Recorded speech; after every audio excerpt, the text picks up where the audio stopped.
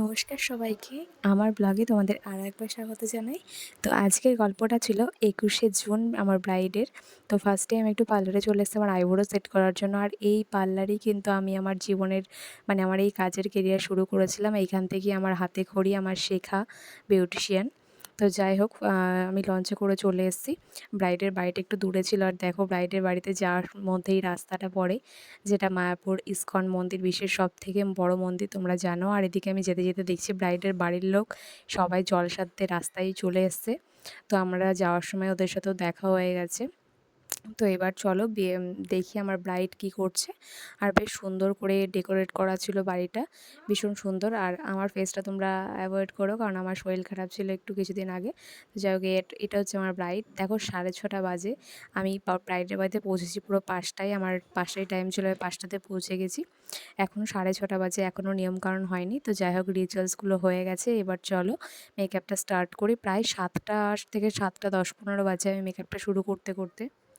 তো তার মধ্যে এতবার কারেন্ট চলে যাচ্ছিল, আমার চুলে ক্রিম্পিং করতে পারছিলাম না।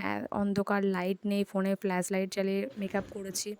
তো এতবার কারেন্ট যাচ্ছিলো যে আমি ঠিকমতো কিছু ভিডিও নিতেই পারছিলাম না। তো যাই হোক, এটা বেস মেকআপটা করার পর তোমরা দেখো, অবশ্যই জানিও কমেন্ট করে যে আমার ব্রাইডকে আজকে কতটা ভালো লাগছে। আমার ব্রাইড ছিল আজকে ভীষণ মিষ্টি।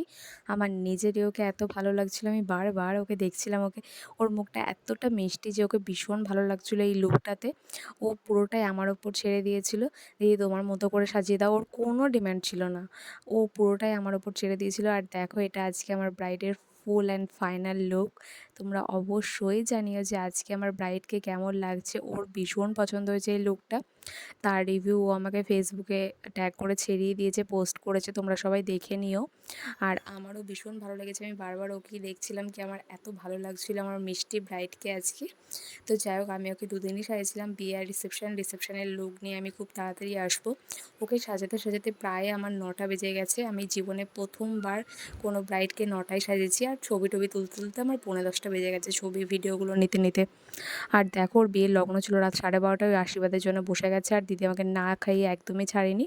তাই আমি খেয়ে দিয়ে এবার চলে যাচ্ছি আমার বাড়ির উদ্দেশ্যে।